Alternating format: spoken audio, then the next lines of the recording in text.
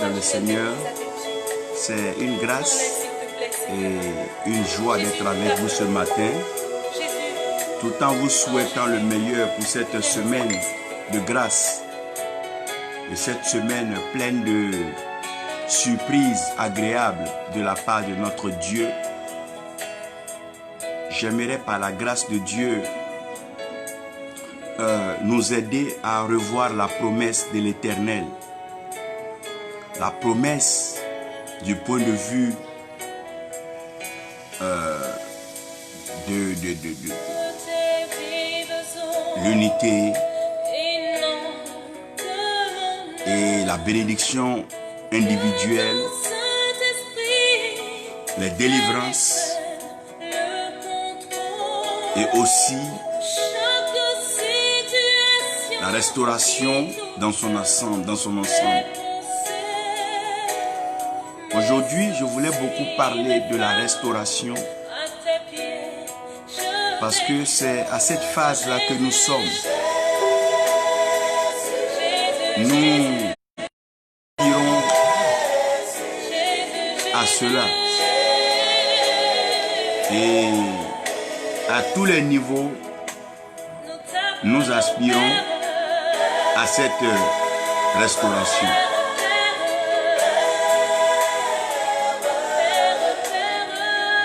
La restauration de l'image, la restauration de la ressemblance, la restauration de la dignité, de la fierté, la restauration de l'honneur, la restauration de la puissance, de la richesse et la restauration de la gloire. Et je veux vous dire que aussi longtemps que Dieu parle, il y a de l'espoir. Parce qu'aucune parole de Dieu ne restera vaine.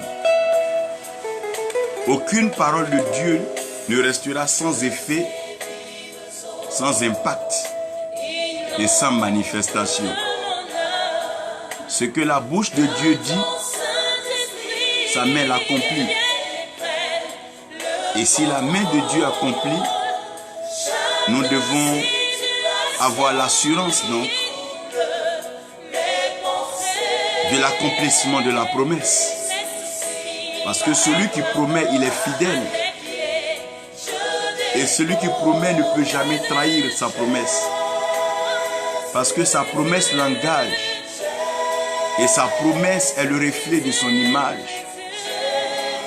La promesse est donc l'assurance de sa personnalité. Et je ne crois pas que Dieu veuille faire des promesses qu'il ne pourra pas tenir. Depuis la Genèse jusqu'à l'Apocalypse, le Seigneur a été fidèle et il demeure fidèle dans sa promesse. Et cette promesse nous garantit la victoire. Et en approchant la promesse de Dieu, j'aimerais aujourd'hui vous parler des 5 doigts de Dieu dans la restauration de l'Afrique.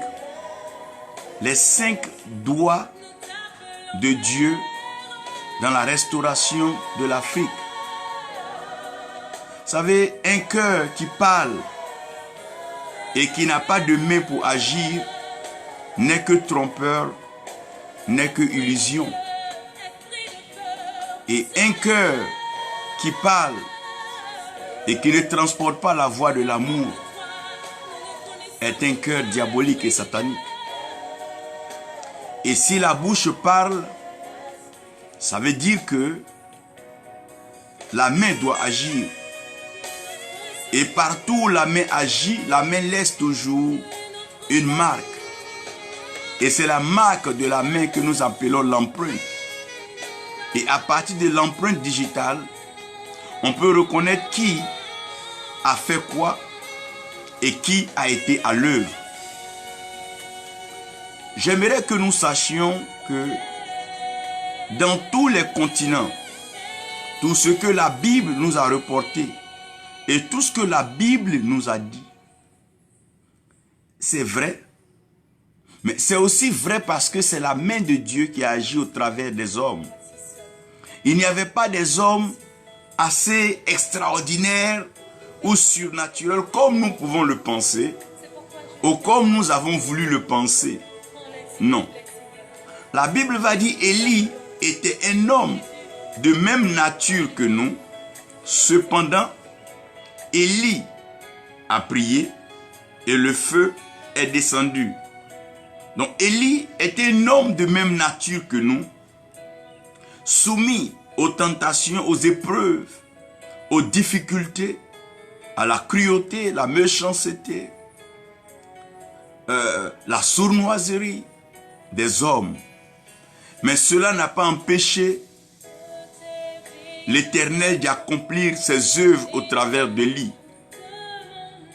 Donc, je suis heureux aujourd'hui parce que si chaque continent a reçu sa visitation, que Dieu est passé par chacun des continents, et qu'au travers de ces continents, Dieu s'est révélé et que Dieu s'est manifesté, je ne crois pas que Dieu ne fasse pas la même chose dans le continent africain.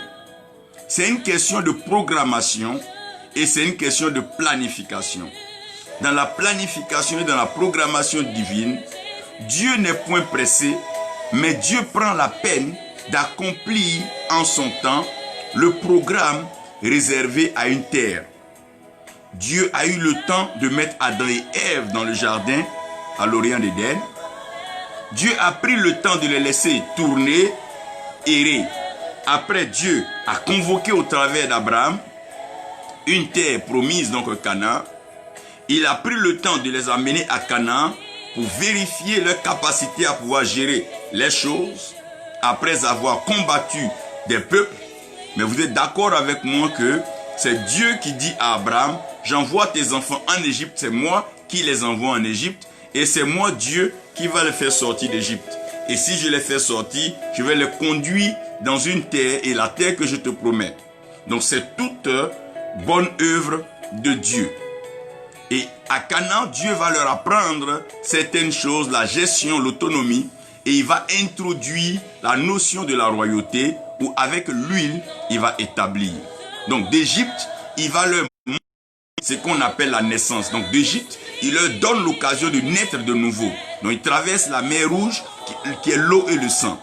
Donc en traversant l'Égypte, c'est une nouvelle naissance. Donc un peuple nouveau, une renaissance. C'est plus un peuple esclave, mais c'est des jeunes gens, c'est des enfants qui naissent dans une royauté, mais des princes qui ne sont pas encore préparés et entraînés à la royauté.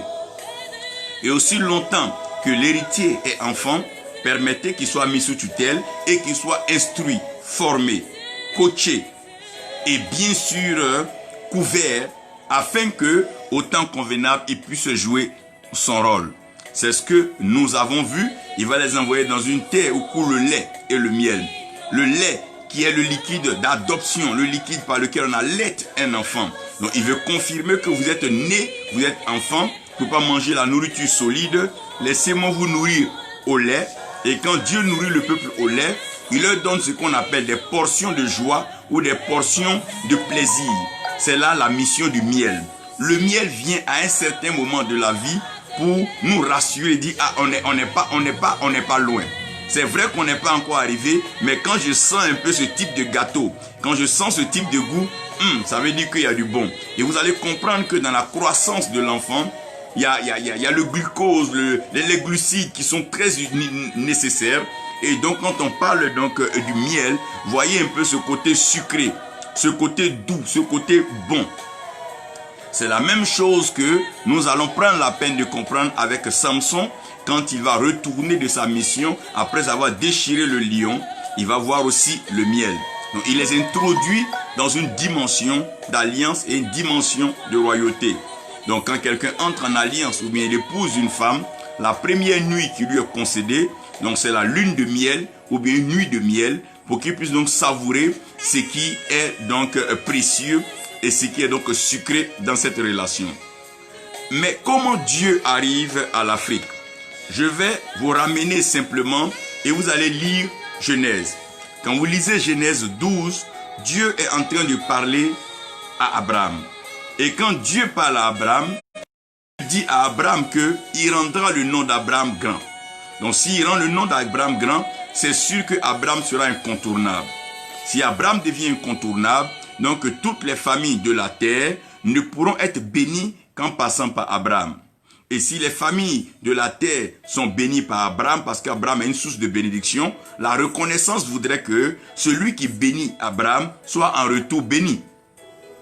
Et puisque la reconnaissance va impliquer la bénédiction en retour, aussi la loi de la sémence et de la moisson va donner un retour. Celui qui maudit Abraham, Dieu le maudira. Donc Abraham lui-même, il est comme un canal, il est comme donc un homme que Dieu place. Abraham lui-même ne va pas maudire et Abraham lui-même ne va pas bénir. Mais celui qui bénit Abraham, directement Dieu le bénira. Et celui qui maudit Abraham, Dieu le maudira. C'est comme la parole de Dieu. Si tu la lis bien et que tu l'appliques bien, la parole te bénit. Si tu la lis mal, que tu l'appliques mal, la même parole te soumet donc à une malédiction. Donc c'est un peu comme ça. Donc Dieu va prendre Abraham comme étant un modèle et comme un standard de bénédiction. Et il dit toutes les nations. Vous voyez qu'il n'y a pas d'exclusion, mais il y a une totale inclusion. Jean 3,16, la Bible dit que Dieu a tant aimé le monde et Dieu donc a donné son Fils unique. Vous voyez que le don du Fils unique a été, je ne peux pas dire un deal, mais a été un accord préalable conclu entre Abraham et Dieu, mais sur Morija. Sur Morija, Abraham est donc mis à test. Dieu dit à Abraham, prends ton fils, prends ton unique, monte donc à Morija et là-bas viens me l'offrir en sacrifice. C'est qu'Abraham va même pas donc résigner sur les moyens et il va de bon matin se lever avec une certaine promptitude, une détermination et Abraham va aller pour accomplir donc ce sacrifice qui vient confirmer son engagement, son adhésion, son amour et sa capacité de se sacrifier pour Dieu. Et lorsque Abraham arrive, Abraham dépose donc l'enfant, Isaac, sur l'autel. Dieu va lui dire à Abraham, tu n'as même pas besoin de le tuer. Je sais déjà que tu l'aimes. Parce que ce que mon Dieu je demande, difficilement l'homme peut pourvoir. Parce que j'ai des critères. Je suis un Dieu saint et je suis un Dieu vraiment excellent et parfait. Donc, laisse-moi même offrir le sacrifice. Cependant, voici un bélier qui est là. Prends cela, offre un sacrifice, vas-y et fais-toi plaisir. Dieu va garder cette parole, mais avant, Dieu va dire à Abraham, je sais maintenant que tu m'aimes. Donc la relation entre Abraham et Dieu ne sera pas seulement une relation d'obéissance et de soumission, mais c'est une relation fondée sur l'amour. Dieu dit à Abraham, maintenant je sais que tu m'aimes. En d'autres versions, il dit, maintenant je sais que tu me crains. Parce que si vous regardez bien, l'amour et la crainte sont un peu comme deux faces d'une même pièce. D'une part, quand on aime, on craint. Quand tu aimes quelqu'un, tu as peur de le perdre. Quand tu aimes quelqu'un, tu as peur de le décevoir. Donc l'amour implique directement la crainte. Quand tu aimes quelqu'un, tu ne peux pas lui adresser des paroles vulgaires ou lui parler comme tu veux. Parce que c'est une relation qui est précieuse. Quand vous voyez des gens insulter, dire n'importe quoi, c'est la preuve qu'ils n'aiment pas. Parce que quand tu aimes, tu veilles sur ton langage, tu veilles sur tes actes et tu veilles sur ton comportement et ton caractère. Donc Dieu étant parti sur la base de l'amour étant donc plus fort que la mort, l'amour étant plus grand que la foi, donc l'espérance, Dieu maintenant arrive à plafonner la relation. La relation est plafonnée sur l'amour et maintenant il n'y a plus de risque de s'égarer. Et Dieu dit maintenant dans son amour, il donne son Fils unique. Donc le Fils unique que Abraham a donné, lui Dieu maintenant, il donne pour lui. Donc il donne son Fils unique afin que quiconque, donc dans le quiconque, il ne fait pas d'acception de race, de genre, de classe sociale et tout. Il dit quiconque croit en lui ne périsse point, mais ait la vie éternelle. Voyez que là, il y a le mot ne périsse point. Ce n'est pas seulement qu'il ait la vie éternelle, sinon on aurait cru en Dieu, souffrir, être malmené, être emprisonné, être tué pour avoir la vie éternelle. Mais avant d'arriver à la vie éternelle, il y a une portion qui me plaît bien, ne périsse point. Donc si on ne doit pas périr, ça veut dire que Dieu pense très bien ce mot ne pas périr. Dieu a pensé nous rendre heureux, il a pensé nous combler, il a pensé nous bénir et nous aider à être épanouis sur la terre des hommes. Nous ne sommes pas des sous-hommes ou bien un peuple sans science, sans conscience et sans réflexion ni méditation. Au contraire, nous avons un cœur plein de grâce, un cœur plein de faveur que Dieu veut utiliser pour bénir les générations. Alors Dieu va nous envoyer dans ce qu'on appelle les mouvements de Dieu. Frère, avant que la main de Dieu n'arrive à toi, tu dois avoir entendu ce que la main de Dieu a fait ailleurs. avant que la main de Dieu ne vienne sur toi, la main de Dieu doit être venue sur quelqu'un d'abord. C'est pour ça le peuple juif, quand le peuple prie, le peuple dit le Dieu de Abraham, le Dieu de Isaac et le Dieu de Jacob. Ça veut dire que la main de Dieu qui a été sur Abraham, la main de Dieu qui a été sur Isaac, la main de Dieu qui a été sur Jacob, c'est la même main de Dieu qui était donc sur nos pères, et cette même main est sur nous. Donc, si aujourd'hui, nous sommes heureux que des continents qui étaient donc hier des brousses ont été développés par bien sûr la main de Dieu, c'est une assurance et une confirmation que quand cette main de Dieu viendra à notre tour, nous serons donc dans la même grâce, la même gloire, sinon peut-être même encore plus élevés. Pourvu que nous voyons, regardez la même main de Dieu qui était sur Élie, avec lesquels il a opéré 7 miracles, vous allez voir qu'avec Élisée, il va doubler l'action. La même main de Dieu qui avait été avec Moïse, regardez qu'avec Josué, cette même main-là va arrêter le soleil et la lune. La même main de Dieu qui était à côté de nous, c'est cette même main de Dieu qui doit être sur nous. Donc je ne pense pas que c'est le temps pour l'Afrique d'entrer en compétition avec l'Europe, l'Amérique et l'Asie. Non, chaque continent a eu sa visitation. Il y a le temps de la visitation de l'Afrique. Ce n'est pas à nous de nous engager dans des combats, des luttes inutiles. C'est nous d'attendre le temps de la visitation. Le peuple de Dieu a attendu tranquillement. Bien que le peuple était dans la servitude de l'esclavage, ce qui n'est pas facile, mais le peuple a attendu le temps de la visitation de Dieu. Si Dieu n'initie pas une action, celui qui s'engage à le faire en vain. Si Dieu n'initie pas un réveil, tous ceux qui sont réveillés vont finir par s'endormir. Si Dieu ne produit pas la résurrection, tu vas beau lutter avec la mort, mais tu vas mourir. Si Dieu n'initie pas la prospérité, tu vas beau usurper des titres à escroquer, mais à la fin, tu seras plus minable, plus pauvre. Laissons Dieu dans son temps faire ce qu'il a à faire. La Bible dit, fait chaque chose bonne en son temps. Pourquoi? Parce que lui connaît les temps et il sait à quel moment la chose est meilleure. Je veux de par Actes des Apôtres vous aider à comprendre quelque chose avant de vous parler des 5 doigts de Dieu dans la restauration de l'Afrique. Comprenez avec moi que quand Dieu se déplace avec toujours ses 5 doigts. C'est pour ça que quand on parle de la main de Dieu, entendez bien sûr les doigts de Dieu. Et j'aimerais que vous compreniez que chaque doigt a son empreinte. Et l'empreinte de chaque doigt est différente de l'autre. Donc à partir des doigts, on peut savoir à quel moment la touche a été faite. Regardez un peu les musiciens, les guitaristes, les pianistes et tous ceux qui jouent aux instruments. C'est après les touchés des doigts que nous avons la mélodie, donc cette belle harmonie musicale, donc une synchronisation de sons qui nous rend heureux. Mais comment est-ce que nous arrivons là? C'est quand chaque doigt a agi et quand chaque doigt a fini d'agir. Dieu va agir dans sa grâce au travers des peuples. Et le premier réveil dont je vais vous parler, ce qui a marqué le monde, il y a ce qui s'est passé en Israël. En Israël, à Jérusalem, Dieu par sa main a donné la naissance de l'église. Parce que lorsque Jésus-Christ se trouve sur la croix et qu'il est crucifié, lorsqu'on percera à son côté après qu'il ait perdu le sang, de l'eau va sortir. Et vous savez que la sortie de l'eau et du sang est bien sûr le symbole fondamental de la naissance. Donc, il y a naissance que quand la femme perd de l'eau et qu'elle perd du sang. Christ maintenant à la croix, après avoir porté le péché de tous, perdra de l'eau et il perdra du sang pour qu'on voit donc la naissance de l'église. Mais il ne peut pas avoir de naissance sans sage-femme.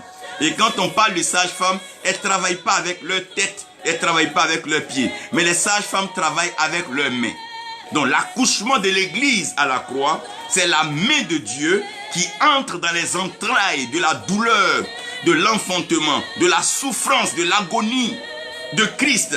Là où il est en train de souffrir à la croix, la main de Dieu est glissée dans ses entrailles, dans son côté, et de cette corde-là, comme il a fait pour Adam, il sort l'église. Donc vous allez voir qu'à Jérusalem, nous aurons donc la naissance de l'église. Et quand une église naît, c'est comme un enfant qui naît. Lorsqu'un enfant naît, il peut être mort-né. L'enfant est mort-né quand il est là, mais il ne parle pas, il ne respire pas. On ne sent pas l'esprit avec lui, mais on voit le corps. Donc pour ne pas que l'église soit morte-née, et qu'elle soit née morte, Dieu devait maintenant engager une autre opération qui allait certifier et confirmer la naissance de l'église. Il va leur dire de ne pas s'éloigner dans le même lieu où ils ont vu l'enfantement, qui reste d'abord comme sous éprouvette. Donc ils seront couverts lorsqu'ils vont recevoir la promesse dans le Saint-Esprit, quand l'Esprit va venir sur eux, alors ils pourront témoigner à l'humanité que la naissance elle est confirmée. C'est pour ça qu'un enfant naît, vous voyez que les sages-femmes pincent d'abord l'enfant ou bien excitent, agitent l'enfant pour que l'enfant puisse pousser un cri. Parce que le cri c'est la parole et la parole est esprit et vie. Donc ce qui certifie, qui garantit la vie, ce n'est pas la forme, ce n'est pas la masse existante, mais c'est la voix, c'est l'esprit qui donc témoigne de la vie. Donc il va leur engager, donc il va accomplir cette promesse. Ils vont avoir ce qu'on appelle le Saint-Esprit. Et quand le Saint-Esprit va venir, il y a une chose que le monde entier va pouvoir reconnaître. C'est quoi? C'est la démonstration de la vie chrétienne. La démonstration de la vie chrétienne, c'est quoi? C'est tout simplement l'humilité dans la générosité et l'hospitalité. Ils s'entraidaient, ils s'aimaient les uns les autres, ils partageaient. La Bible dit, ils mettaient ensemble tout ce qu'ils avaient. Chacun prenait pour lui. Ils mettaient ensemble et ils réussissaient. Ils ne faisaient pas d'abord de grandes choses extraordinaires, mais la Bible parle de leur unité. La Bible parle de leur mise ensemble. La Bible parle de leur capacité à pouvoir résoudre leurs problèmes ensemble, à s'entraider. Quand Pierre a un problème, c'est le problème de Paul, c'est le problème donc de Jean et de Jacques. Ils sont ensemble. Ils savent qu'ils ne se battent pas les uns pour les autres ou les uns contre les autres. Mais il y a une mission qui est là. Ils doivent démontrer, prouver à l'humanité que Christ est en eux. Ils doivent démontrer la vie chrétienne. Et cette vie chrétienne se démontre par quoi? Par l'humilité, l'amour et le fruit de l'esprit. Encore plus loin, elle va donc se démontrer par la puissance du Saint-Esprit. Et cette puissance-là sera une puissance comme l'ivresse. Quand on parle d'être ivre, quelqu'un qui est ivre en général, il ne contrôle pas ses pas, il ne pense pas ses pas, il est conduit. En d'autres termes, dans cette vie chrétienne, ils veulent démontrer qu'ils sont conduits par le Saint-Esprit. Ils ne se conduisent pas eux-mêmes, ils ne sont pas responsables de leurs actes, mais c'est Dieu qui est responsable de leurs actes. Quand ils parlent pas pour eux-mêmes, ils parlent pas d'eux-mêmes, ils parlent de la part de Dieu. Quand ils disent ainsi, parle l'Éternel, ce n'est pas avec leur intention cachée ou avec leur cœur attaché au matériel, mais ils parlent parce que le ciel parle. Ils sont conduits par eux-mêmes, parce qu'ils sont ivres de la puissance de Dieu et ils démontrent la vie chrétienne par une certaine piété, une certaine capacité de pouvoir se couvrir, s'entraider et se supporter. C'est ça aussi la démonstration de la vie chrétienne. Là où la vie chrétienne n'est pas démontrée, l'église n'est qu'un bâtiment et le bâtiment peut regorger toute forme de personnes. Mais ce que les gens attendent de ce bâtiment, c'est la démonstration de la vie chrétienne, la capacité à se supporter, se soutenir, s'encourager.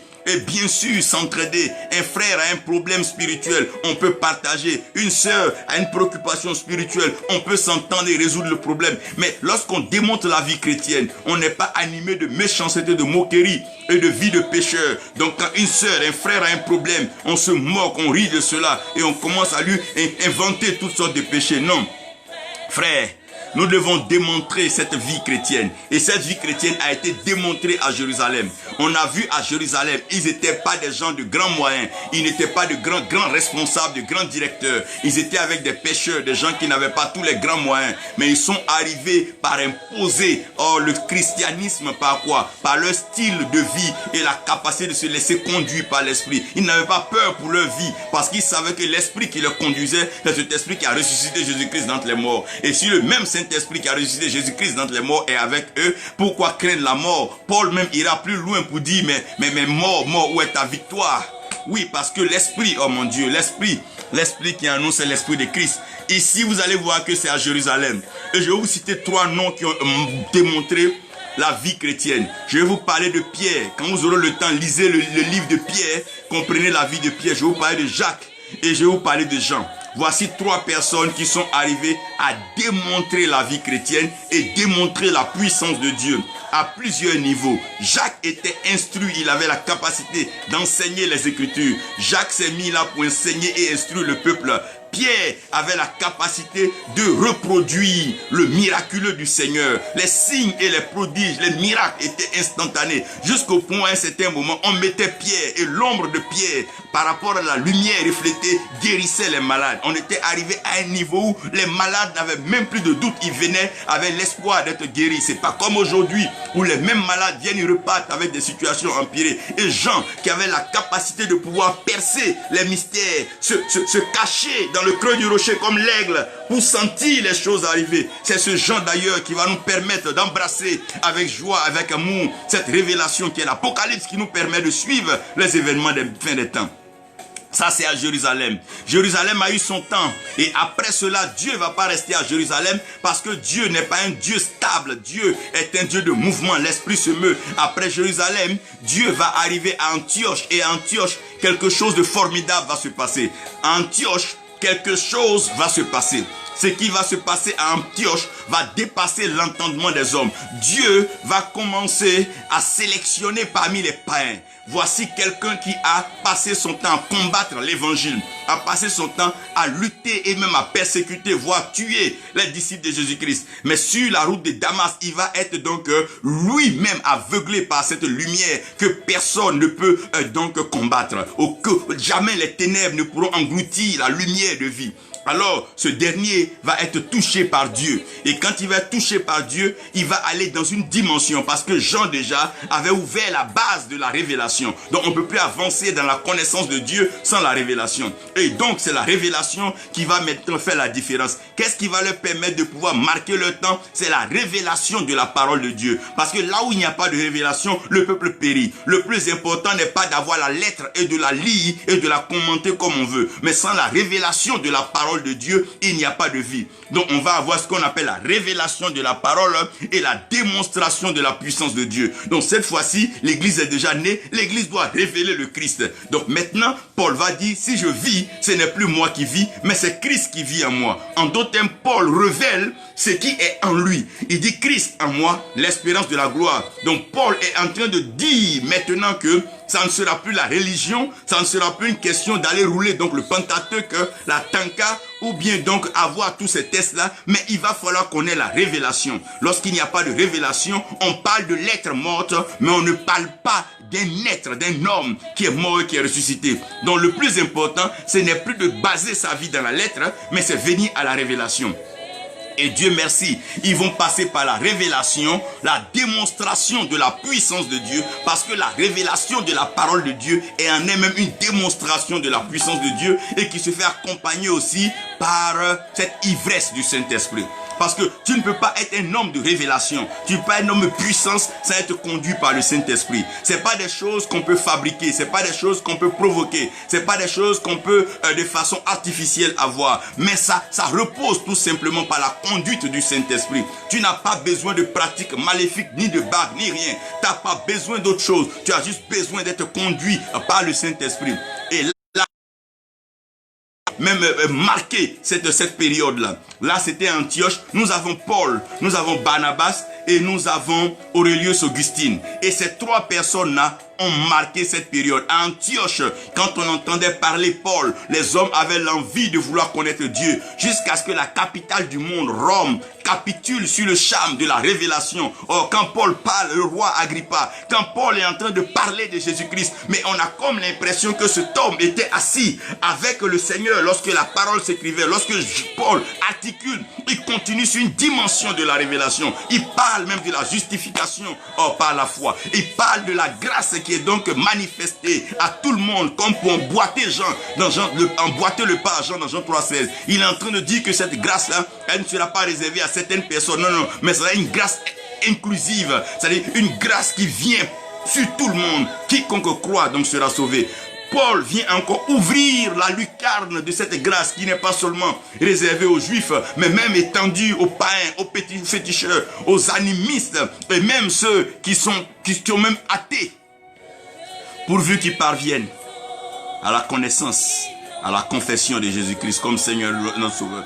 Après cela, l'évangile va avancer et c'est ici que je veux que vous me compreniez mieux. Lorsque l'évangile va avancer, en ce moment, les tests que nous avions étaient tout simplement donc, nous avions l'hébreu, nous avions l'araméen et nous avons donc le grec qui soutenait un peu. Nous sommes à Rome et là maintenant les tests vont commencer à entrer dans les langues latines.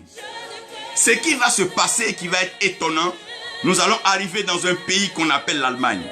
Aujourd'hui, les gens ne comprennent pas pourquoi l'Allemagne est un pays assez particulier en Europe. Là où le Saint-Esprit est passé, là où Dieu est passé, il y a toujours une marque, il y a toujours, regardez bien, un sac dans lequel il y a eu piment. Même si on vide le piment, le sac va laisser une certaine odeur. Et même tu t'amuses, le piment peut toujours te pimenter, te brûler. Regardez bien. En Allemagne, ils vont se rendre compte que les tests hébreux, donc araméens, bien sûr, grec et latin, ne traduisent pas certaines réalités que le monde nouveau veut découvrir. Et à cause de cela, il va falloir reformer, donc il va falloir redéfinir certaines choses. Quand on parle de la réforme, c'est une redéfinition. Par exemple, ce qu'on pensait qui était ça, non. Maintenant, nous allons le définir à nouveau, dans un contexte encore plus pratique et plus utile. Puisque tout le monde n'ira pas à Jérusalem, tout le monde n'ira pas là-bas, nous nous trouvons en plein cœur d'Europe. Maintenant, il va falloir qu'on arrive à définir certaines choses.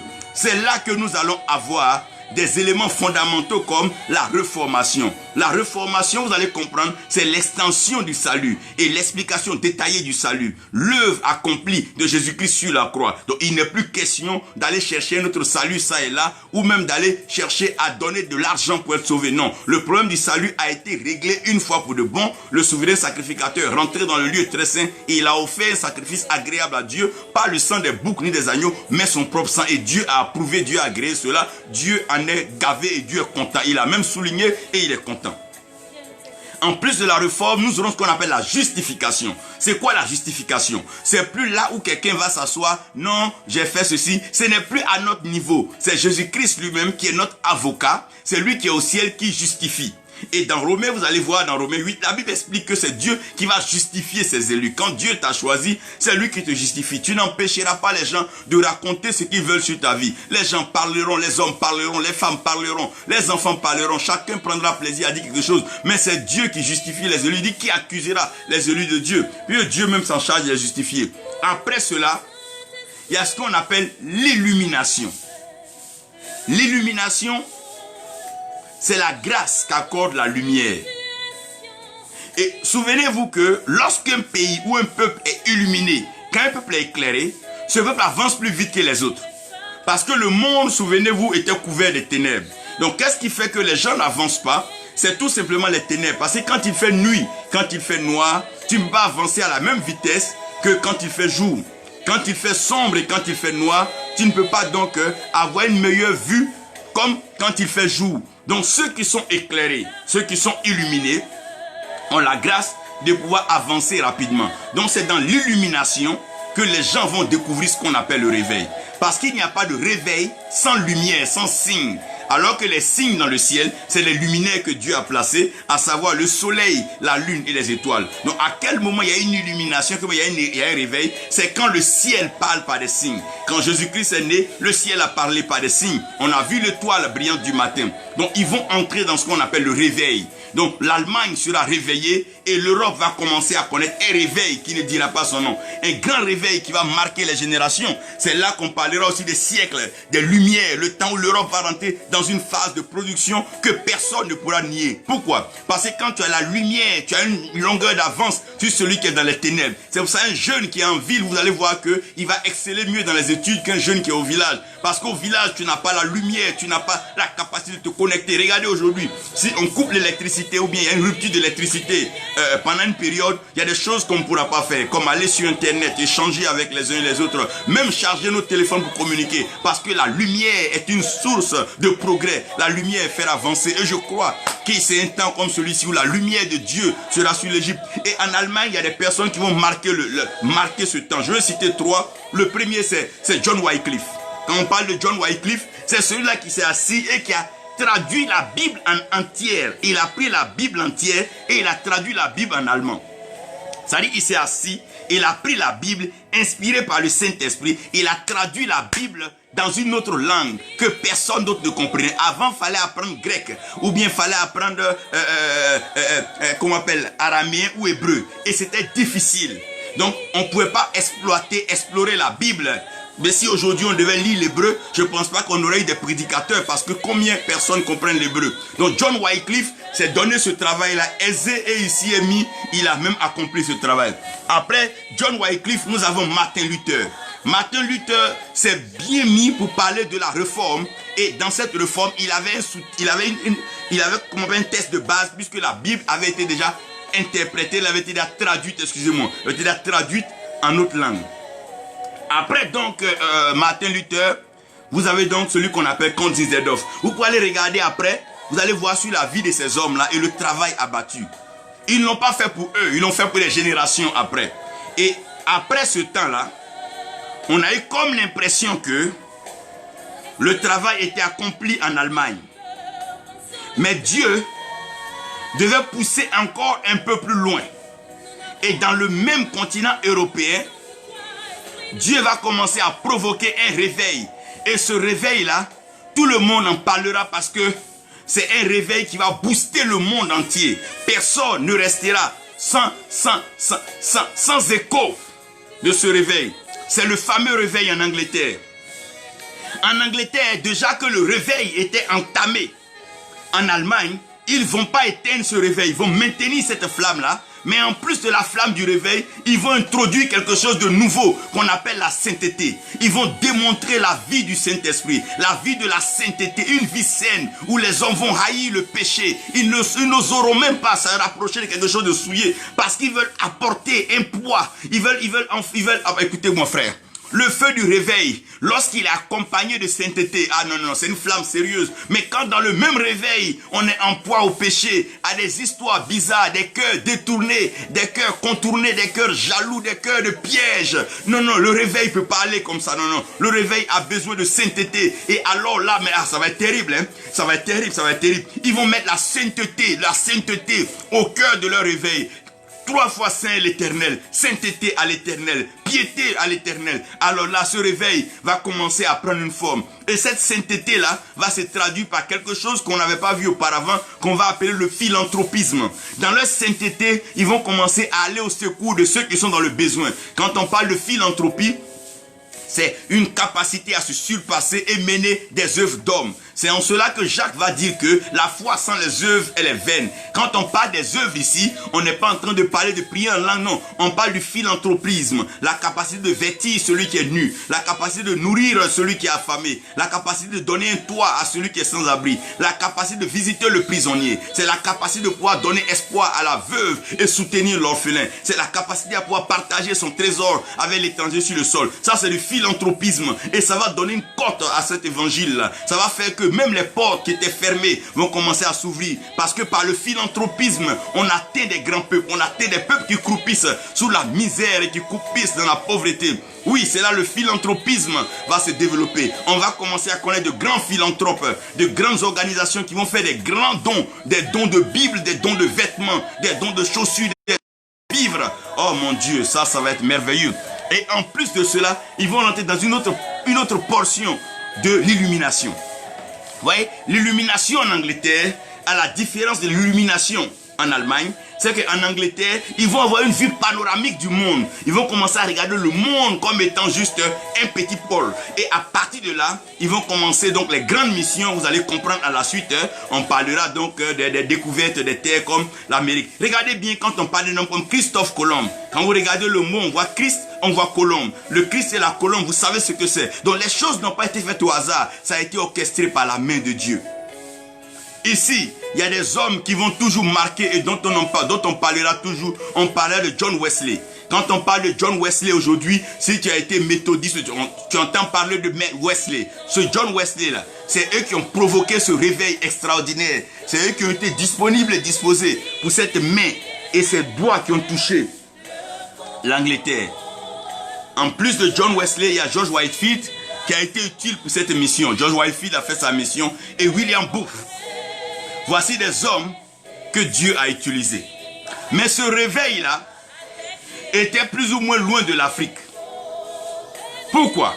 Ce réveil était un peu loin de l'Afrique parce que la relation qui liait le continent africain et le continent européen n'était pas une relation définie sur la base religieuse, mais c'était des explorateurs. C'est vrai qu'il y a eu des missionnaires, mais ces missionnaires en ce temps étaient en prospection dans le but d'étendre leur œuvre, leur action par le philanthropisme. Après ce réveil en Angleterre, l'Europe va rentrer dans une période froide. Et cette période froide-là va faire que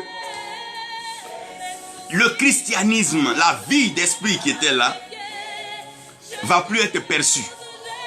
Donc on va rentrer dans la religion, le dogmatisme, les idéologies, et cela va servir maintenant à un groupe d'explorateurs pour tenir cela comme étant des dogmes, pour endoctriner, endormir un peuple qui n'a pas encore connu son réveil, donc les assoupir davantage pour tirer leurs ressources et leurs trésors. Mais en tirant leurs ressources et leurs trésors, ils vont prendre aussi des bras des hommes en Afrique pour les envoyer aux États-Unis, là où déjà le dernier réveil était programmé par Dieu. Donc, ces Africains qui partaient aux États-Unis partaient comme des esclaves. Mais n'oublie pas que le peuple de Dieu, en partant en Égypte, est parti comme esclave.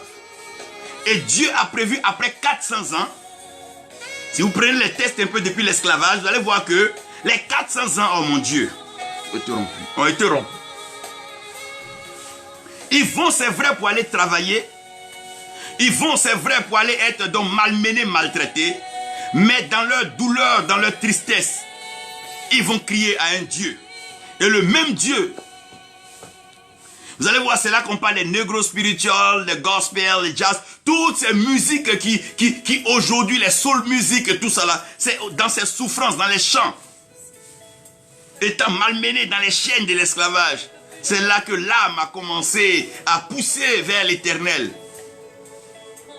Parce que le dernier réveil, avant celui, sinon l'avant-dernier réveil, permettez-moi de le dire ici, devait arriver aux États-Unis. Pourquoi? Voici un continent qui pour rien dit, ils mettent sur leur argent, en Dieu nous croyons. Ça fait un.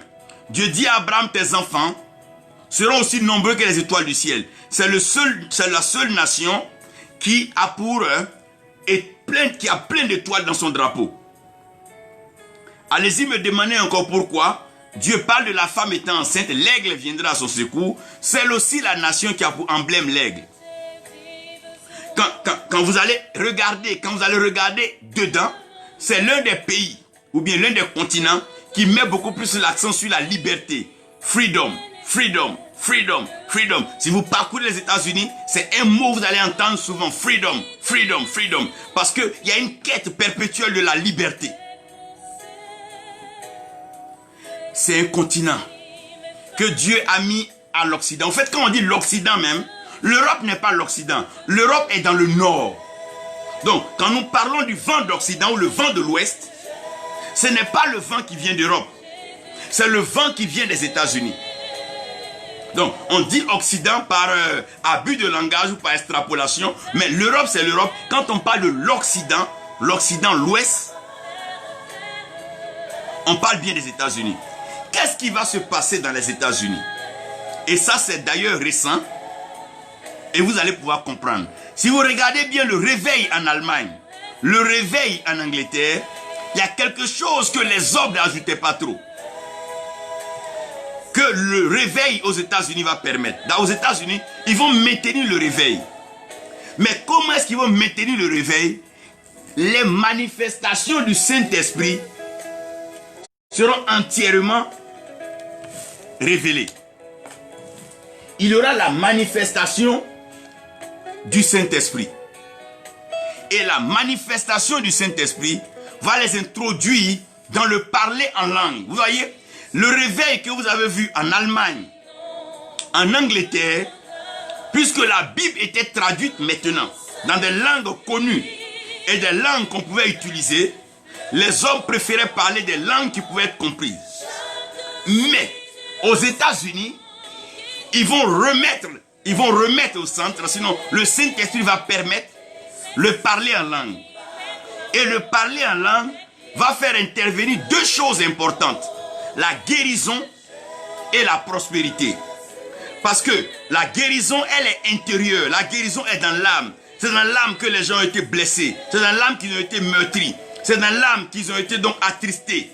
Donc, pour qu'ils puissent être guéris, ce n'est pas une blessure externe, c'est une blessure interne. Il va falloir donc ressortir, il va falloir extérioriser quelque chose que tu ne pouvais pas. Et c'est dans une langue étrangère, une langue que toi-même tu ne comprends pas, mais tu parles à celui qui peut te comprendre. Tu vois, quand la douleur est trop forte, tu ne sais pas comment pleurer, tu ne sais pas comment parler, mais tu t'adresses. Vous voyez, quand quelqu'un est en train d'être torturé, c'est cris qui poussent. Aïe! Vous voyez, c'est un langage. Et c'est ce langage qui transfère la prospérité. Parce que la prospérité, elle est liée à l'âme. Frères et sœurs, laissez-moi vous dire, la prospérité n'est pas liée à tout ce que nous avons dans notre main. Non, la prospérité est liée à l'âme. Il dit, veut que nous prospérons à tous égards, comme prospère l'état de notre âme. On ne peut pas vendre son âme et espérer prospérer. On ne peut pas donner son âme à un diable, à un démon. C'est faux. Tu auras juste des trésors dans la main ou des richesses. Mais la prospérité, tu ne peux plus parce que ton âme ne t'appartient plus. Ton âme a été vendue et bradée. Donc, nous aurons là la guérison et la prospérité. Regardez, tous les hommes de Dieu des États-Unis qui sont venus en Afrique, quelle que soit la prédication, ils ont insisté sur la guérison et la prospérité. Vous allez remarquer que tous qui sont venus ici, qui ont prêché l'évangile en Afrique, ils ont insisté sur la guérison, les guérisons divines et la prospérité. Vous vous souvenez des plus récents, les Billy Graham, les T.L. Osborne, vous vous souvenez des plus récents, ils ont insisté sur cela. Je vais vous donner 3 noms de personnes pour aller rechercher après pour voir. Il y a David Brainerd, qui est quelqu'un qui a manifesté pleinement cette grâce, la guérison et la prospérité. Charles Finney, que vous connaissez, vous avez beaucoup entendu parler de Finney. Charles Finney a marqué ce temps. Et Dwight Lyman Moody. Moody est une beauté, est une grâce. Vous allez un peu dans le Moody Press ou bien dans les bibliothèques Moody, vous allez beaucoup vous instruire. Maintenant que ce réveil est en Amérique, il doit venir en Afrique. Comment viendra-t-il en Afrique? Il va venir de 2 façons. Il y a des Américains libres, libérés, qui viendront en Afrique. Il y aura des Africains missionnaires conscients de l'appel de Dieu et qui iront aux États-Unis. Vous allez me dire pourquoi. Je vous invite à explorer tout le continent africain. Dans chaque pays, vous irez demander aux pionniers du réveil. Les hommes de Dieu qui manifestent un charisme particulier de guérison, de miracles et qui ont une bonne base financière. Vous allez comprendre que à 90%, sinon à 95%, toutes ces personnes-là ont eu contact avec les États-Unis et qui ont pris pour mentor, qui ont pris pour père des serviteurs de Dieu des États-Unis. Quand vous parlez d'un homme de Dieu comme l'archbishop, l'archevêque Benson Idaoussa, Benson Idaoussa est un homme de foi, un homme d'audace, qui est prêt donc à prendre le défi pour Dieu. Mais la rencontre avec T.L. Osborne va introduire l'archevêque Benson Idaoussa dans une certaine dispensation de la guérison divine et de la prospérité. Vous allez me prendre des hommes de Dieu au Nigeria. Ils vont expliquer toute leur histoire. Mais prenez-moi un seul qui n'a pas eu de contact avec l'archbishop Benson Idaoussa ou qui n'a pas été aux États-Unis, qui est aujourd'hui dans le ministère de la guérison et de la cité maintenant de l'archevêque Benson Idaoussa, qu'on va voir des hommes de Dieu venir, comme les Oral Roberts, qui, à l'université prestigieuse, c'est là, nous allons voir des hommes de Dieu comme les Mike Murdoch, et nous allons connaître aussi des hommes d'influence comme même Miles Monroe, et c'est ces hommes de Dieu-là qui vont impacter ceux qui seront donc les pionniers demain pour l'Afrique. Allez-y, au Ghana, demandez à l'archevêque William Duncan, il vous dira les mêmes choses. Allez-y voir au Kenya, Stephen Mutua, allez-y demander, allez-y un peu partout. Allez-y au Kenya, allez-y en Tanzanie, allez-y leur demander, allez en Ouganda, demandez aux évêques comme les Golson, ils vous diront les mêmes choses. Allez-y en Gambie, ils ont été tous impactés par ces hommes de Dieu. Plusieurs ont été ordonnés évêques des États-Unis. Plusieurs ont été même poussés dans l'évangile par ces hommes de Dieu. Les premiers réveils, les mouvements qui ont impacté le premier pays libéré en Afrique, le Libéria, est venu des États-Unis. Et là encore, une œuvre bien merveilleuse que la famille Graham a continué avec le fils Franklin Graham. Et cette œuvre-là a béni l'Afrique. Maintenant, l'Afrique doit prendre la responsabilité de son réveil. L'Afrique doit prendre la responsabilité de son réveil. Et l'Afrique doit utiliser ce réveil-là pour restaurer l'univers et le monde entier. Parce que dans le principe spirituel, le dernier sera toujours premier et le premier sera dernier quand on rentre dans un principe de cycle. Quand on va dans le cycle là où ça a commencé, c'est en général vers là que ça va se terminer. Donc il y a un réveil particulier que Dieu est en train de présenter au continent africain. Voici un continent qui a toutes les richesses, mais qui a du mal à comprendre la richesse et la prospérité. Voilà un continent qui a la nourriture en abondance, mais qui est affamé jusqu'aux os. Voici un continent qui est arrosé de haut en bas par des fleuves puissants, entouré pleinement par l'océan, mais qui a du mal à pouvoir retrouver ses repères. Voici un continent qui croit à tout ce qu'on lui dit sans s'asseoir et vérifier. Si quelqu'un me dit que le virus, quand vous atteignez 50, il n'attaque pas. Donc quand vous atteignez 51, il attaque. Donc le virus compte le nombre des gens rassemblés. Vous savez, le problème c'est que quand tu ne prends pas ta responsabilité, tu es mis sous tutelle. Aucune idéologie politique ne peut libérer l'Afrique. Écoutez-moi bien. Tous les politiciens africains, avant de pouvoir venir même être président, ils vont être donc introduits à une loge. Et cette loge-là va façonner leurs pensées. Et cette loge-là va les engager dans des actes et des rituels. De telle sorte que cette loge-là les fasse peur. Donc même s'ils viennent qui veulent faire du bien, à cause de leurs alliances et leurs engagements, ils ne peuvent plus le faire. Ça veut dire que aussi longtemps que nous allons espérer et mettre notre espoir de délivrance sur les politiciens, notre déception sera plus grande. Parce qu'ils appartiennent déjà à des familles, à des loges, à des mouvements.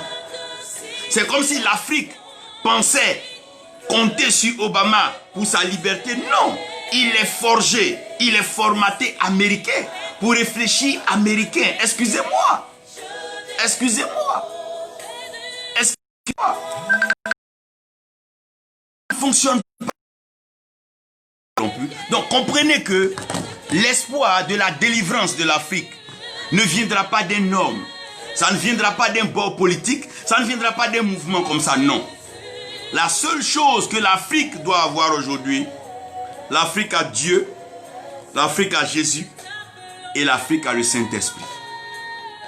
Voilà ce qu'il faut pour agir dans le continent africain. Maintenant, permettez-moi de vous parler des 5 doigts de Dieu dans l'Afrique. Je vais les citer. Je ne vais pas détailler. Et je vous laisserai donc méditer et prier avec cette base. La première des choses pour que Dieu restaure l'Afrique, le premier doigt de Dieu dans l'Afrique, c'est la puissance. Je rends gloire à Dieu parce que il y a nié. Quand on parle de l'Afrique, on reconnaît que les serviteurs de Dieu africains sont charismatiques et ils manifestent la puissance. Quand tu vois un homme de Dieu du Ghana prêcher, du Nigeria prêcher, quand tu vois un Ivoirien prêcher, un Libérien prêcher, au Gabon, quand tu vas au Congo, RDC, un peu partout en Afrique du Sud, il y a une chose que tu ne peux pas nier. Il y a une chose que tu dois reconnaître et admettre. L'Africain a la puissance. Les Africains ont la puissance de Dieu. Il y a la puissance de Dieu en Afrique. Celui qui veut voir la puissance de Dieu qui vient en Afrique, très bientôt les hommes vont déplacer les malades d'Europe. Ils seront guéris sur les virus ne trouveront pas de place en Afrique parce que l'Africain manifeste un charisme de nature, de naissance. Dieu a préparé l'Africain par la puissance. Et cette puissance-là n'est pas d'aujourd'hui. Hier, nous avons connu des hommes puissants en Afrique. Nous avons connu des hommes comme Samori Touré, les El Hadj Oumar Tall, les Babemba, les Anzenga. L'histoire nous en cite des hommes qui avaient une puissance, les Sundiata. Quand vous lisez, c'est des hommes qui avaient une puissance. L'Africain a la puissance.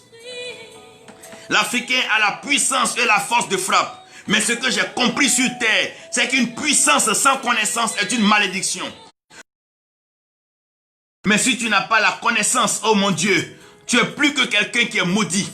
Parce que la puissance qui doit t'aider à défendre ton frère, à soutenir ton frère, c'est cette même puissance-là que tu utilises donc pour détruire ton frère. La puissance de nuisance est tellement élevée en Afrique qu'on ne sent plus l'efficacité de cette puissance. Pourquoi? Parce que la puissance sans connaissance, c'est tout simplement comme une âme dans les mains d'un idiot, d'un insensé. Oui, il y a la conscience que nous devons revoir. Cette puissance, elle nous sert à quoi? À des comparaisons, à des compétitions. Chacun prend la puissance pour blâmer l'autre, arracher les fils. On n'a pas besoin de ça. La puissance sans la connaissance est malheureuse. Vous savez, les Blancs sont convaincus que nous avons la puissance, pas que nous ayons la connaissance. Pourquoi?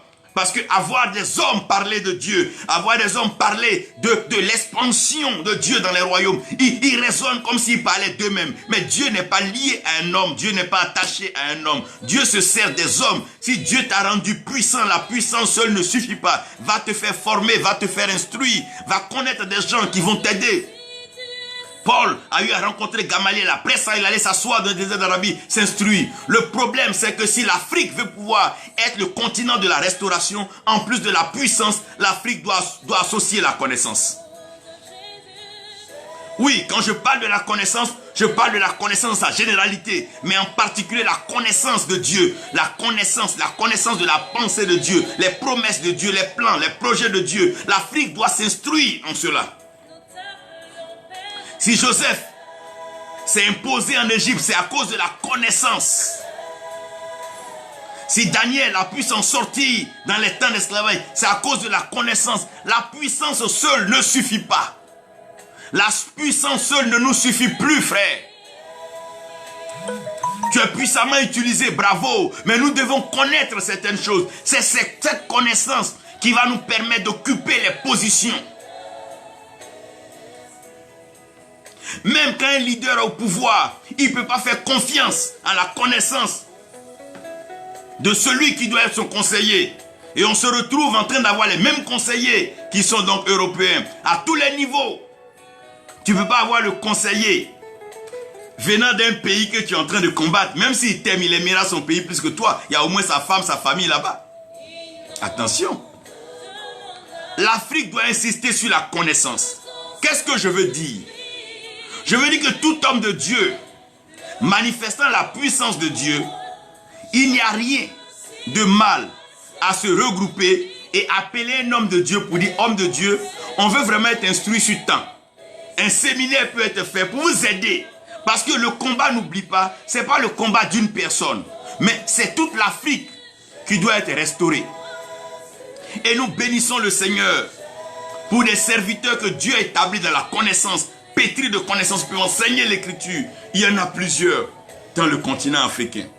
La deuxième des choses, après la puissance, le deuxième doigt de Dieu dans l'Afrique, c'est la connaissance. Ce qui a détruit l'Afrique, en plus la puissance, c'est l'ignorance. Les rois africains étaient puissants, mais ils ne connaissaient pas miroir, ils ne connaissaient pas alcool, ils ne connaissaient pas tabac, ils ne connaissaient pas ces petites choses, la pipe. Donc quand le blanc leur donne la pipe, pour lui la pipe là, quand il fume ça, il est avec Dieu. Mais il livre le continent, il brade le sous-sol. Par ignorance. Par ignorance. Le troisième doigt de Dieu, c'est la compréhension. Voyez? La différence entre la connaissance et la compréhension, c'est que la connaissance, elle est acquise. Mais la compréhension, elle s'adapte en fonction des situations. Par exemple, j'ai la connaissance des âmes.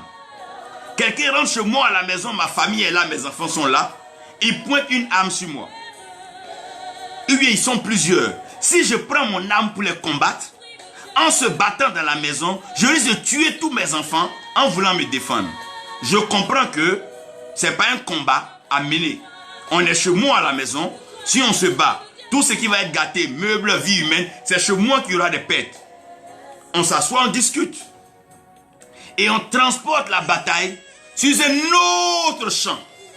Voyez, la compréhension te permet de savoir que ce n'est pas toujours on est fort, ce n'est pas toujours on est puissant, ce n'est pas toujours on est riche, ce n'est pas toujours on est dans le miraculeux. Il y a des jours où tu dois comprendre.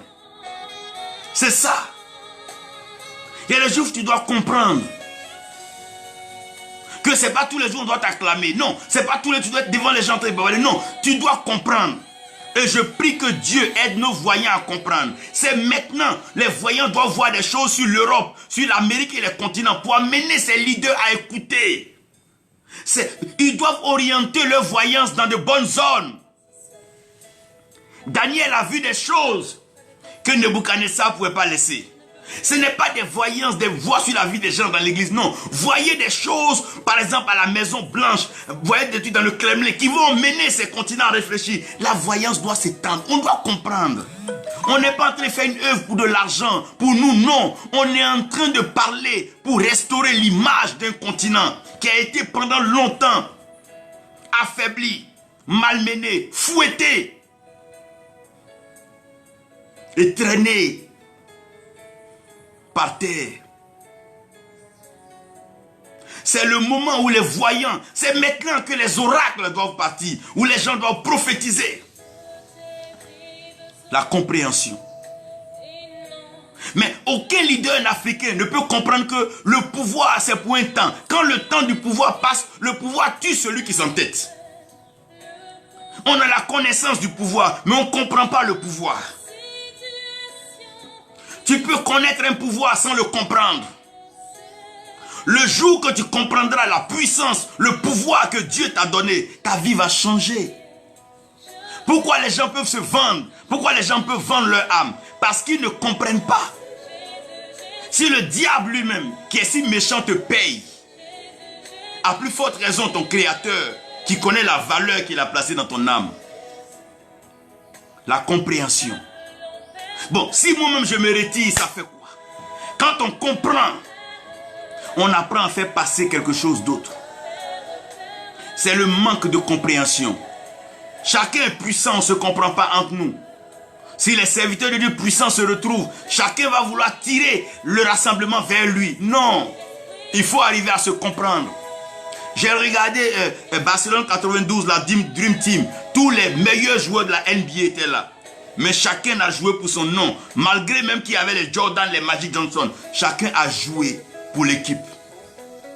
La compréhension, c'est savoir qu'il ne s'agit pas de nous. Qu'il s'agit de Dieu. Et ce Dieu l'avait béni l'Afrique. Ce n'est pas moi, ce n'est pas toi. Un jour nous ne serons pas là. Mais Dieu va continuer son œuvre de bénédiction. Après la compréhension, voilà les deux choses qui manquent en Afrique. La compréhension. Par exemple, Qu'est-ce que j'appelle la compréhension aussi? Si quelqu'un t'a appelé père aujourd'hui, que demain il t'a pas appelé père, il faut comprendre qu'il est en train de grandir. Et peut-être, ça dit qu'on doit comprendre, c'est pas des choses pour lesquelles on fait des histoires avec. Non.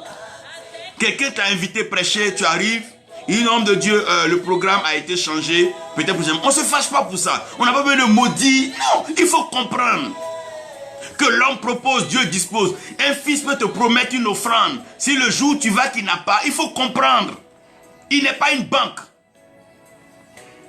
Arrivons à comprendre. Même celui qui chante tous les jours, si le jour il n'est pas là, il faut comprendre, on a quoi comprendre. Ça ne sert à rien de maudire, de blâmer, de chasser les gens. Il faut comprendre. La maturité, c'est la capacité à comprendre. Que la performance d'aujourd'hui peut ne pas être la performance de demain. Ça peut changer, mais l'essentiel c'est d'avancer.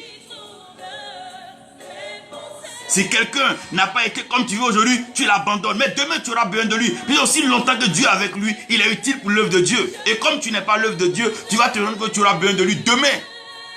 Frère, on n'a qu'à se comprendre. On n'a qu'à se comprendre. La Bible dit, l'Esprit de Dieu va ramener les cœurs des pères vers les fils. Parce que normalement, les pères étant avancés et matures, devaient comprendre certaines erreurs des fils. Et devait comprendre les habitudes et les amusements. C'est pour ça que le père du fils prodige, il était déjà très loin, il attendait le fils. Il est allé même le rencontrer à mi-chemin. Parce qu'il a compris que c'est normal. C'est normal. Frère, la compréhension nous manque. Pour rien on se sépare, pour rien on se divise, pour rien on divise l'église, on s'entretorpille. Un manque de compréhension. Si des gens qui n'ont pas pu se comprendre sur l'argent, ils n'ont pas pu se comprendre sur l'autorité dans l'église, ils n'ont pas pu se comprendre parce qu'ils sont puissants, mais comment vous voulez qu'ils puissent défendre un continent si pour peu d'argent vous n'êtes pas compris? Un pouvoir, un pays, c'est comme un gâteau. Mon frère, on est 8. Au lieu de tuer tout le monde, on n'a qu'à s'entendre, on va organiser, toi, on va développer ton peuple. C'est tellement simple. Il faut comprendre. Parce que plus on se bat, on permet à l'étranger de venir nous tuer. Oui, quand on tue, même l'ennemi qui est de ton pays là, ça ne diminue pas la population des autres pays. Hein. C'est chez toi, ça diminue. Et tu tues des cadres, des cerveaux. Demain, tu vas les retrouver où? Quand tu tues des généraux, des colonels, après tu vas retrouver ça où pour mettre dans ton armée. Puis ce n'est pas les gens qui ont formé un coup. Frère, comprenons-nous. On a besoin de compréhension dans l'œuvre de Dieu. Quand un de vos frères que vous aimez, qui prêche l'évangile, dit quelque chose que vous ne comprenez pas, allez-y inbox, homme de Dieu, je viens de lire un truc sur ton mur, aide-moi à comprendre. Vois-lui les arguments. C'est une question de conviction. Ce n'est pas une question de blâmer. Non. Ne diabolisez pas tout le monde.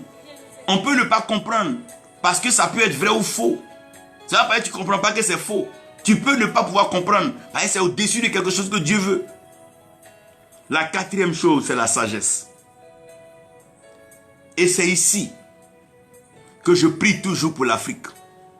Je ne prie plus pour la puissance. Je ne prie même pas pour la connaissance. Non. Celui qui s'assoit, qui veut être instruit, sera instruit. Je ne prie même pas trop pour la compréhension. La compréhension, elle est raisonnable. Mais je prie pour la sagesse. La Bible dit, si quelqu'un manque de sagesse, qu'il demande à l'Éternel. Si quelqu'un manque de sagesse, qu'il demande à l'Éternel. Mais celui qui manque de connaissance, il n'a qu'à aller apprendre. Dans le livre de Daniel, il dit, les hommes iront par-ci, par-là, à la recherche de la connaissance. Mais la sagesse est de Dieu et vient de Dieu. Si aujourd'hui David était en Afrique, David aurait mis fin à certaines guerres inutiles. Si Salomon était en Afrique aujourd'hui, je crois que des reines d'Europe, des reines d'Amérique viendront avec les trésors en Afrique. Mais quelle sagesse le monde peut venir rechercher en Afrique. Il y a des Africains, des hommes du monde qui font des voyages lointains pour aller dans le Tibet, pour aller s'acquérir de la sagesse du profond tibétain. On te parlera de Dalai Lama. N'y a-t-il pas une sagesse au-dessus de toutes ces sagesses? Que des hommes quittent ici pour aller s'inscrire dans des centres, dans des monastères, pour s'instruire de la sagesse, de la connaissance de Bouddha. N'y a-t-il pas une sagesse au-dessus de toutes ces sagesses? que les hommes quittent ici pour aller chercher donc à étudier, à apprendre de la sagesse de certaines personnes comme les Pythagore, les Thalès. N'y a-t-il pas la sagesse incarnée, manifestée dans ce continent? Oui, les hommes partaient, les femmes partaient rencontrer le roi Salomon juste pour s'abreuver à sa sagesse. Le sage, même en perdant, il gagne. Et en gagnant, il triomphe. C'est par sagesse que Dieu a permis que Jésus parte à la croix. Il dit, celui qui veut gagner sa vie la perdra. Mais celui qui l'a... Oh mon Dieu. Voyez, la sagesse ne résonne pas avec l'intelligence humaine. La sagesse, c'est une autre façon de gagner. La sagesse, c'est la capacité à s'élever au-dessus de la mêlée et voir comme Dieu voit. Seul Dieu est sage. Et l'amour vrai, c'est l'école de la sagesse. Les gens sont prêts à aller se faire former par des blancs malins, rusés. La seule chose qui peut triompher de la ruse, c'est la sagesse. Parce que le rusé, il peut mettre tout le monde dans la compromission. Il peut blaguer tout le monde avec des bagues, avec des ceintures magiques, avec